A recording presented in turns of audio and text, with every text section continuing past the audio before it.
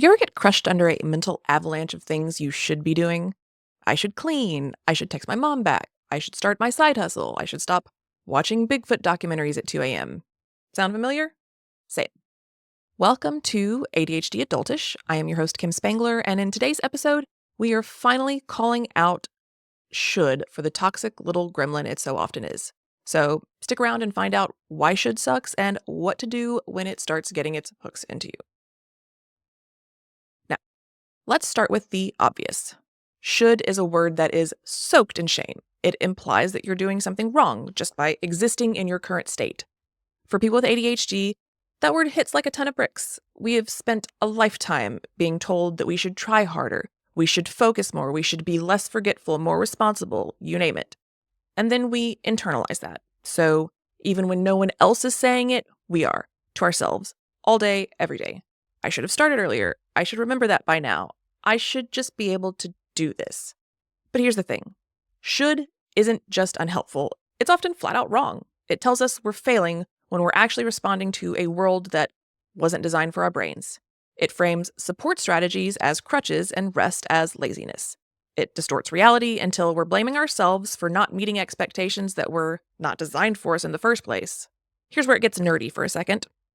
Our brains don't run on obligation-based motivation. We run on interest. We need tasks to involve interest, novelty, challenge, urgency, and passion. If a task doesn't check any of those boxes, it's going to be about the same level of difficulty as trying to flap your arms and fly to the moon as far as our brains are concerned. Now, research tells us that ADHD impacts brain areas responsible for starting tasks, staying focused, and maintaining motivation, which means that not doing stuff isn't a matter of lacking willpower or discipline. It's about actual differences. It's about actual differences in how the brain is wired and functions day to day. On top of that, the brain's ability to switch from the default mode network, which is like our mind-wandering mode, to the task-positive network, or get shit done mode, is glitchy at best. In people without ADHD, these two networks work together. So when the task-positive network ramps up, the default mode network chills out. But in ADHD brains, the default network just keeps chugging along while the task-positive network is trying to do its thing. I will dig more into that in a later episode, but for today's topic, suffice it to say that for people with ADHD, when someone says, you should just do it, our brains are like, cool, I'm just going to lay here and obsess about the fact that I can't make myself do it instead. But thanks, though. So, what do we do when the shoulds start to creep in? First course of action is going to actually just be paying attention to the stories that you're telling yourself. You can't unshould yourself if you don't stop to notice when you've been doing it. So, when you're feeling stressed or overwhelmed or just struggling with getting something done, pause, take a second, ask yourself first, what do I want to do? Ask yourself first, do I want to do this? Do I need to do this? Or am I just trying to meet someone else's expectation? What happens if I don't do it? Example, I should bake some cookies for the school party. So, okay, do I want to? Do I have the time or the energy? Would store-bought cookies work? Can I say no entirely? What are the actual consequences if I let this one thing go? Are they real consequences or imagined consequences? And are those consequences worse than what I'm already doing to myself right now to make this should happen? So, let's say this turns out to be a should that you decide you either do need, that this is a should that you decide you do need or want to do. What do we do then? This is where I would advise starting to shift your language. Words matter.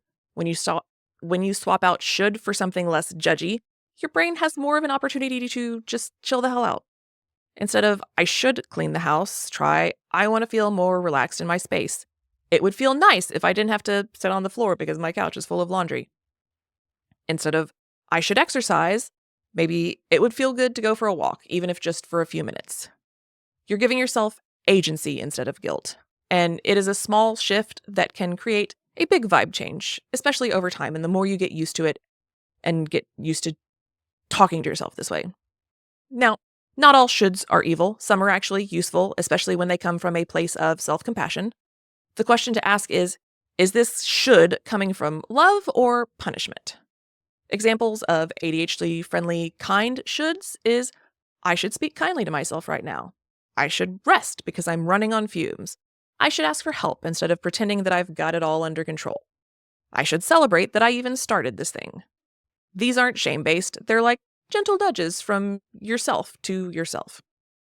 The version of you talking. Oh my goodness. Yes. Another way should messes with us. It convinces us that we should be able to do everything on our own. And that's a dirty fucking lie. I would actually argue that it's a lie whether you have ADHD or not. And I say this as someone who would struggle to ask for somebody to get me a glass of water if my hair was on fire. But we don't need to do it all on our own. I know not all of us are fortunate enough to have people or resources to go to for help, but getting help doesn't necessarily mean having to get help from a person. I'm talking about any kind of help or coping mechanism that you use to overcome ADHD symptoms, to handle the things that you need and want to handle. This may be body doubling, reminders, alarms, apps, working with an ADHD coach, having an accountability buddy.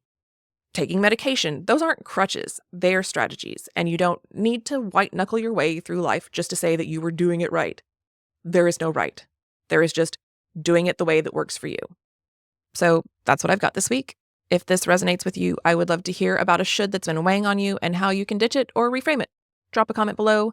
And if you're tired of beating yourself up with shoulds and ready to start making some more progress, check out my Quick Wins Playbook. It is a free ADHD-friendly guide to learning how to recognize small wins and using them to boost your confidence, energy, and dopamine. No giant life overhaul required, just little doable victories that add up. You can grab it from the link in the show notes, or you can look for it under the resources section on my website, levelupmyadhd.com.